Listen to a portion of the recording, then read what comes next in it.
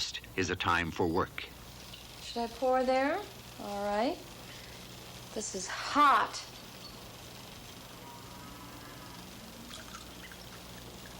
You stir, Koko?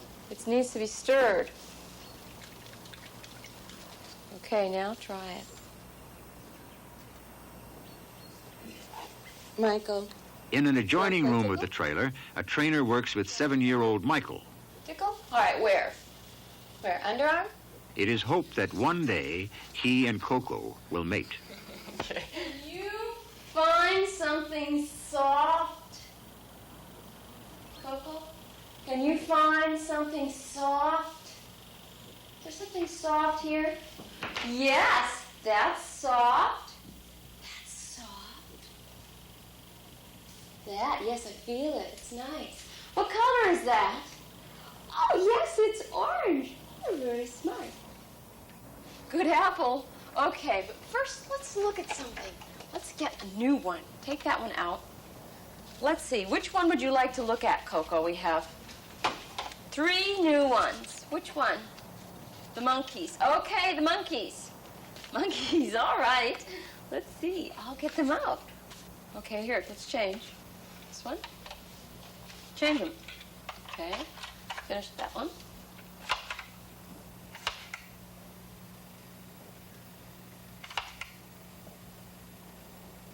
Can you tell me about what you see? Can you tell me a little about that? What do you see? Margie, trouble! Wait a minute. I've got to see if there's someone in here that looks like Margie. Just a minute. Well, there's a monkey swimming on this one. Just be patient. Be patient. I have to look. Penny wants to look. I got to see if there's anybody like Margie. Somehow. Well, there's a girl that looks like Margie. Yes, there's a girl feeding a monkey, and she looks a bit like Margie. Now, what's wrong here? Is there anything wrong with this picture? With reading readiness tests used with human children, Patterson tests Koko's grasp of concepts. Yes, that. Good. And then you say the tree? Well, you showed me the trees, and that was wrong. Right. Anything else wrong? Anything else wrong?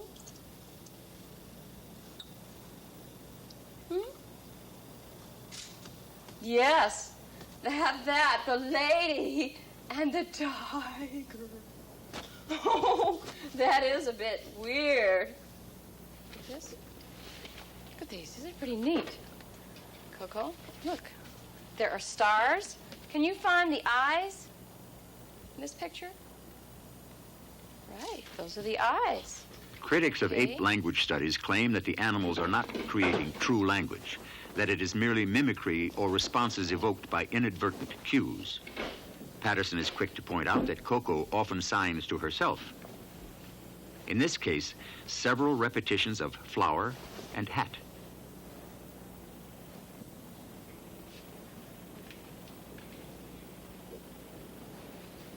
Clearly, Patterson says, something more complex than mimicry is involved in the mental capacities Koko displays.